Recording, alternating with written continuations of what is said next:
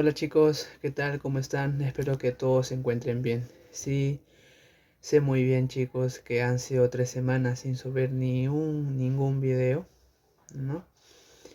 Y es por varias situaciones X que he estado atravesando, ¿no? Todas estas semanas.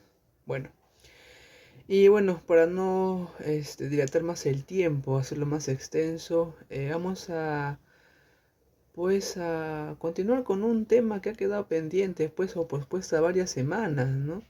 Y el tema pues que el día de hoy vamos a trabajar o que yo voy a mencionar o voy a explicarles es el tema pues del APRA, ¿no? Un tema pues que ha sido mencionado por mi parte desde anterioridad, ¿no? De tiempo atrás. Inclusive hay un video anterior acerca de los partidos políticos, ¿no?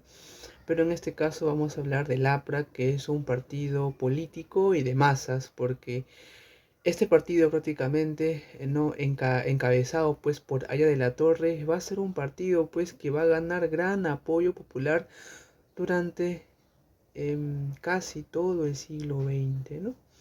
Pero vamos a ver pues no la historia del APRA, ¿no? Y cómo es que inclusive a pesar de todos sus antecedentes sigue teniendo talla hasta la actualidad, pues, ¿no? Bueno chicos, para no dilatar más el tiempo, hay que empezar este video, ¿ok? Muy bien, si por ahí alguien de ustedes desconoce a Aya de la Torre, aquí voy a poner su imagen para que ustedes sepan pues de quién vamos a hablar el día de hoy, ¿ok? Listo chicos, primeramente vamos a empezar mencionando lo siguiente, ¿ya? Vamos a adentrarnos pues, o voy a mencionarles qué pasaba en el siglo XX, no a nivel mundial, a nivel internacional. Teniendo en cuenta eso, vamos a ir pues deslindando hasta a un nivel nacional, ¿ok? Nosotros chicos tenemos que saber que ya de la Torre era trujillano, ¿no? Estudió en la Universidad San Marcos, ¿sí? Y se convirtió él como en el director, algo así, ¿no? Presidente, pues, ¿no? Estudiantil universitario, ¿no? Prácticamente él va a ser parte de varias movilizaciones populares para reclamar derechos que la oligarquía de ese momento no le cedía a la población. Cuando hablamos de oligarquía, chicos, hay que tener en cuenta que son las familias ricas de la época. En ese tiempo las familias eran, pues, mejor dicho, perdón, las familias más ricas, que eran 40, gobernaban el país. ¿Ok? Bueno, sabiendo eso, entonces vamos a avanzar con el nivel internacional. Para esa época, chicos, ustedes tienen que saber que vamos a remontarnos a 1919, perdón. Y para esta fecha, chicos, ya el mundo pues va a terminar o va a salir de una guerra que prácticamente ha puesto en jaque a toda Europa. Hablamos pues de la Primera Guerra Mundial, o también conocida como la Gran Guerra, ¿no? Se le conoce como la Gran Guerra porque hasta esa fecha no había sucedido una guerra de tal magnitud, chicos. Entonces, esa guerra, chicos, ya pone en jaque a una potencia, a la potencia inglesa. Una potencia que había dejado en casi en todos los países del mundo varios capitales, es decir, inversionistas. Y el Perú no era la excepción.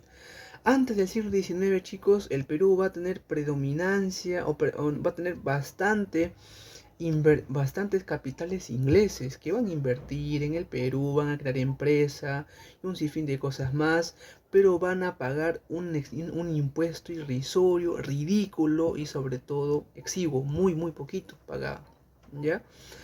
Acabada la Segunda Guerra, perdón, la Primera Guerra Mundial, los ingleses entonces quedan en jaque.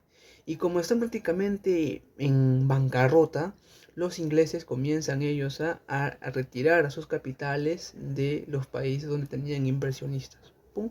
Y se los llevan. ¿Ya? Entonces, Inglaterra está que sale de una terrible esta que entra, perdón, una terrible crisis, ¿no? Entonces, como Inglaterra es la primera potencia mundial, ¿no? Va a ser depuesta, ¡pap! ¿Y quién la va a supeditar? la va a reemplazar, en este caso, o avasallar el imperialismo norteamericano. Salen los capitales ingleses del Perú y comienzan a entrar capitales norteamericanos. Si bien es cierto, había en el Perú ya capitales norteamericanos, en el año 1929, 19, hacia adelante, vamos a tener predominancia de capitales norteamericanos, ¿no? Ellos van a comenzar pues a controlar lo que son el petróleo, lo que es caucho también, porque hasta la época aún se trabaja con el caucho. Recursos mineros también, prácticamente todo ese tipo de recursos o materias primas es la que van a tener control los norteamericanos, ¿ok? Ahora, entonces se dan cuenta ustedes, chicos, que ahora tenemos predominancia, ¿no?, de capitales norteamericanos, ¿ya? Ahora, vamos a un nivel nacional, eso es a un nivel internacional. En 1919, chicos, estaba dejando, bueno, en sí no quería dejar el poder, ¿no? José Pardo y Barreda. José Pardo y Barreda ya era el presidente en 1919 y él quería convocar elecciones, ¿ya? Pero sí quería quedarse, pues, ¿no? Convoca elecciones, ¿ya? Pero con la intención de que gane, pues, un oligarca, una persona que es parte, pues, de las familias ricas. Sin embargo, no tuvo en consideración en cuenta a otro candidato que era Leguía. Leguía, ya olvidé su nombre ya, Leguía. Leguía entonces va a enfrentar, que es parte del Partido Demócrata, va a enfrentarse a Aspillaga. Aspillaga es el candidato, pues, parte de la oligarquía que era apoyado por José Pardo y Barreda. Entonces, y entonces, pues, como la oligarquía, ¿ya? Quería que gane Aspillaga, ¿no? Entonces, ¿qué pasa, chicos? Van a anular las elecciones. Elecciones que, por cierto, había ganado Leguía. Leguía había ganado las elecciones, pero ¿qué sucede? La oligarquía, como veía que él era un demócrata, ya que, por decirlo así, apoyaba al pueblo, o sea, no tenía intereses oligárquicos. Ellos querían, pues, anular las elecciones para que de esta manera no lo vayan al Poder Judicial, anulen las elecciones para que de esa manera Aspillaga llegue al poder. Sin embargo, antes de que le hagan esa jugada, Leguía va a hacer una jugada, pues, común que hacen todos los presidentes autoritarios, pues, ¿no? Va a ser un golpe de Estado. Y va a tener apoyo, pues, de las personas, ¿no? De las fuerzas militares, de las fuerzas policiales también, que en ese tiempo se les conocía como la gendarmería, algo así se les conocía, ¿no? Gendarmería, ya que eran prácticamente las fuerzas policiales de la época, ¿no? Bueno, ahora, en ese contexto, chicos, en la que Leguía hace un golpe de estado, comienza a ganarse, pues, ahí el disgusto, ¿no? Comienza a ganarse, pues, como un gran opositor a Aya de la Torre. Recién en este contexto comienza, pues, a aparecer la figura de Aya de la Torre. Un Aya de la Torre, pues, que en una primera instancia no simpatizó con Leguía y tampoco va a simpatizar con Leguía durante todo su gobierno, ¿no? Sino que va a ser un fuerte opositor. ¿Por qué? Porque Aya de la Torre no aceptaba ya el golpe que había dado, pues, Leguía, y sobre todo no aceptaba, era muy rencoroso de la Torre, porque Leguía, ¿no?, era más de lo mismo. Es decir, gobiernos anteriores a Leguía habían, pues, dado pase a capitales extranjeros, y Leguía hacía lo mismo, dejaba que los recursos estén en manos de las fuerzas imperialistas, que es el caso de Estados Unidos, ¿no? La Torre no quería que pasara eso, porque él quería, ¿no?, que todos los recursos mineros o petroleros que tenía el Estado peruano sean parte o sean controlados por el Estado. Es decir, quería que que los recursos que tiene el Perú pasen a estar en manos de empresarios, o mejor dicho, de la clase media, ¿no? De la clase media, porque supuestamente son los más preparados, ¿no? Y que ellos darían trabajo, pues, a las personas que son de clases o de estatus más bajos, ¿no? Entonces quería que los recursos estén en manos del Estado. Otra cosa, ¿no? Por ejemplo, Leguía también protestaba, ¿no?, por las leyes de 8 horas. O sea, ningún gobierno hasta ese momento habían aceptado la ley de 8 horas. Nadie, nadie, nadie. Entonces, ¿qué hace Leguía? Protesta, protesta, protesta, al punto que se convierte en un detractor bien, bien contundente de Leguía. Leguía estaba hasta acá, ya no sabía cómo ya no sabía cómo aguantarlo ya, porque todo lo que hacía Leguía, Aria de la Torre lo criticaba. Y el detonante, ¿saben cuál fue, chicos? Resulta, ya, que para 1920, ¿no? Leguía había cambiado la constitución de 1860, ya que había sido promulgada por Ramón Castilla, nuestro presidente. Y en el 23 Leguía quiere cambiar esa constitución, ¿no? Perdón, cambia la constitución en 1920, pero para el 23, chicos, hace una reforma, cambia artículos de esa constitución y pone lo siguiente, ¿no?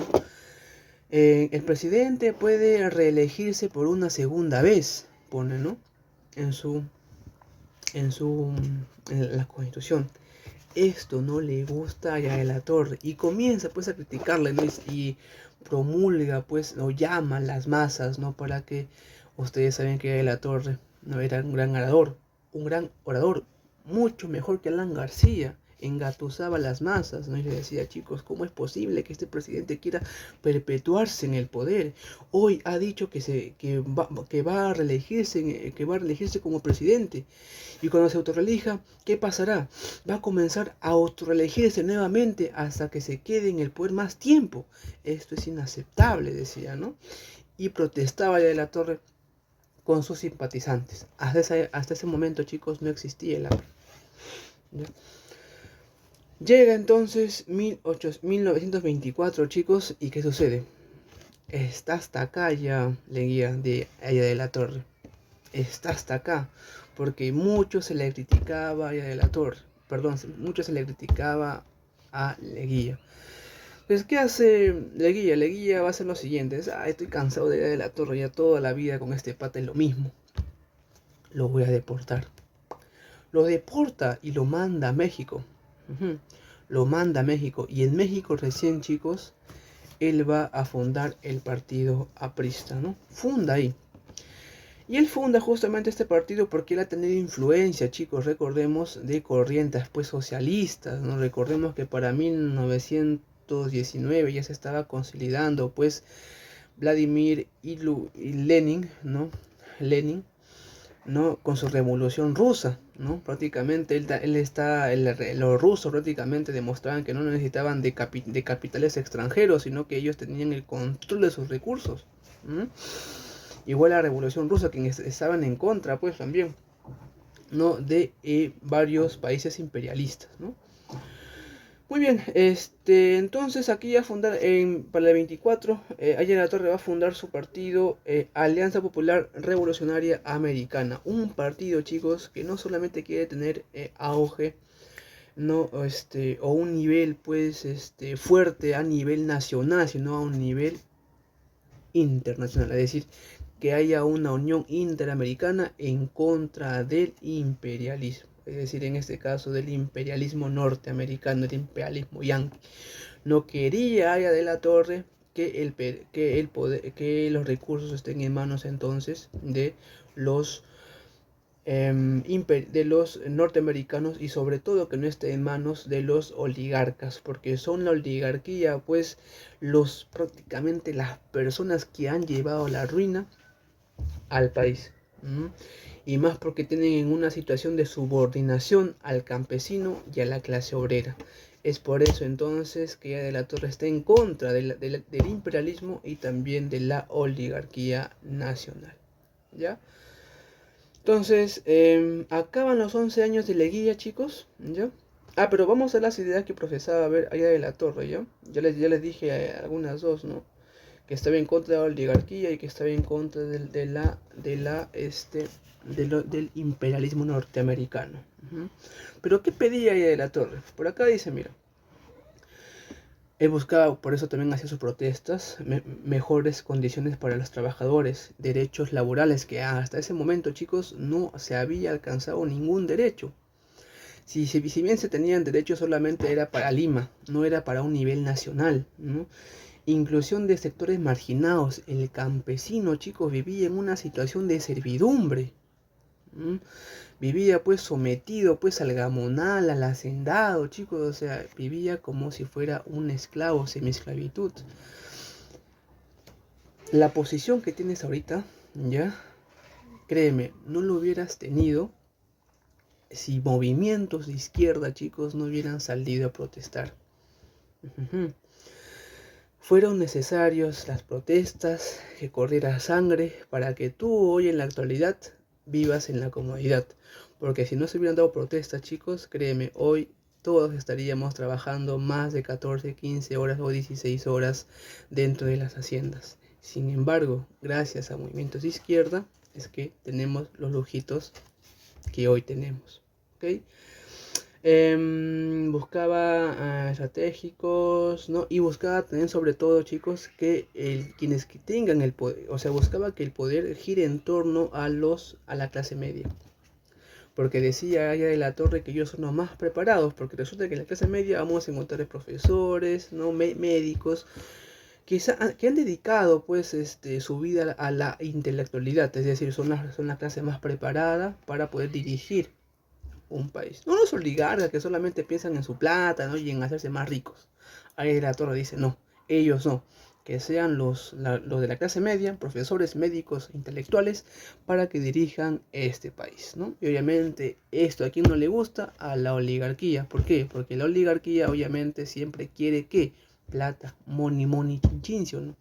Y ella de la Torre es lo que no... Y ella de la Torre, perdón, no iba a permitir eso. Bien, saliendo de esto, volvamos entonces a Leguía. Leguía acaba su gobierno en el año 1929, que justamente a nivel internacional, chicos, sucede el crack del 29, la caída de la bolsa de valores de Wall Street, toda una vaina, ¿no? Y resulta, chicos, que nosotros, como yo les dije, ¿no? Teníamos una gran dependencia de los capitales ingleses, norteamericanos, ¿no? Prácticamente dependíamos económicamente de Estados Unidos, de los United States of America, ¿no? Y cuando cae la bolsa de valores de Norteamérica, de los Estados Unidos, el Perú se va a la misma. Sí, chicos, vamos a la misma. Y ustedes saben, chicos, que si no hay trabajo, no puedes comprar comida, porque no hay platita. Si no puedes comprar, si no puedes trabajar, no tienes plata, ¿eso qué causa, no? Que tú no puedas alimentarte. Y si tú no te alimentas, ¿eso que genera? Descontento social. Y si esto genera descontento social, ¿qué va a provocar? Obviamente, movilizaciones, protestas, ¿no? Leguía no sabía qué hacer, tampoco el Congreso. El Congreso estaba compuesto por gente rica, gente oligarca, ¿no? La oligarquía, chicos, comienzan pues ellos a tener, por decirlo así, comienzan a apostar por un militar. Dicen, no, pucha, el único pata que nos puede sacar de este enredo en lo que nos ha metido Leguía es un militar. Y en ese contexto entonces aparece un presidente, Sánchez Cerro. Sánchez Cerro, chicos, es un presidente pues que enérgico, que adopta de cierta forma ideas fascistas, porque después de tiempo ya Hitler ya estaba ganando fama ya en Alemania, y Hitler, Mussolini también. Y ustedes saben que el Perón es guachafo, o sea, todo lo que ve lo imita, ¿no? Y Sánchez Cerro no era la excepción. Y entonces, chicos, me refiero al modelo autoritario, por ejemplo, porque ellos se reflejan de cierta forma, los europeos reflejaban eso, pues, el autoritarismo y esa vaina. Y Sánchez Cerro era un militar que reflejaba no toda esa influencia europea. Entonces, cuando Sánchez Cerro da el golpe de estado a Leguía, ¡pum!, implanta en el Perú un sistema autoritario, un sistema sin detractores, ¿no? Ahora, chicos, ustedes tienen que saber algo. Cuando Sánchez Cerro le da el golpe a Leguía, Leguía ya estaba decrépito, ya estaba al borde de la muerte, ¿ya? ¿no? Y Sánchez Cerro pues lo saca ahí, ¿no? De Palacio, un viejo ahí, lo mete a la cárcel y deja que se muera, ¿no? Bueno, días antes, fue antes que se muera, ya todo viejo, ya, ¿no? Lo manda al hospital y en el hospital muere Leguía, ¿no? Desgraciado, Sánchez Cerro, o sea, no tuvo ni piedad por un anciano, ¿no? Un viejo ya de la tercera edad. Ese era Sánchez Cerro, pues sí, autoritario, así. Su palabra es ley. Y entonces, chicos, Sánchez Cerro llega al poder y comienza pues a acabar con sus detractores. Con el aprismo, comienza a acabar a todo opositor, pues, ¿no? Que sea del APRA o del Partido Socialista Peruano, ¿no? De Mariátegui, ¿no? Pero ustedes saben, chicos, que todo presidente, ¿no? Para que se pueda enquistar en el poder, necesariamente tiene que ser legítimo, ¿sí o no? Tiene que ser legítimo, o sea, tiene que someterse a ciertas medidas constitucionales para que pueda prevalecer en el poder. Y una de esas medidas que te da legitimidad es las elecciones, ¿no? Es entonces así, chicos, que para el 1931 Sánchez Cerro va a convocar elecciones. Uy, y adivinen quién está en México. Aya de la Torre, ¿sí o no? Ella de la Torre, cuando se entera que va a haber elecciones, ¿cómo será enterado? No sé. Cuando se entera que va a haber elecciones en el Perú, ese pata abuela llega por Piura, ¿no? De Piura hace un meeting y llega hasta Lima, pues, ¿no? Llega hasta Lima. Y en Lima, chicos, pucha, su llegada fue espectacular. ¿Saben por qué? ¿Se acuerdan ustedes cuando Alan García llegó del exilio después de 10 años y dio un discurso en el 2001? Ya algo así fue. Su llegada de Aya de la Torre a Lima fue espectacular. O sea, esa mística que tenían los apristas cuando llegaron a ver hasta su líder que llegaba a Lima. O sea, ni bien no vieron la gente se comenzaba a reunir. Veían a Aya de la Torre como si fuera un mesías por sus ideas. Ideas pro-nacionalistas, ideas anti-imperialistas, ideas que avalaban, pues, o beneficiaban de cierta forma a la clase olvidada, a la clase obrera, a la clase campesina. Esa era Aya de la Torre. Y con su forma de hablar, y con su actitud, ¿no? De vocación de servicio, ¿no? Hacía que la gente simpatizara con él. Y cuando llega a Lima entonces, uy, la cantidad de gente que reunió fue tremenda. Miles y miles de personas llegaron a su meeting. Y habló ahí, papá. Habla ya de la Torre. Y entonces, chicos, ¡pum! Estaba seguro, o estaba dicho, de que de la Torre tenía para ganar las elecciones de 1931. Sin embargo, chicos, va a suceder algo inaceptable. Lo veremos en un siguiente capítulo.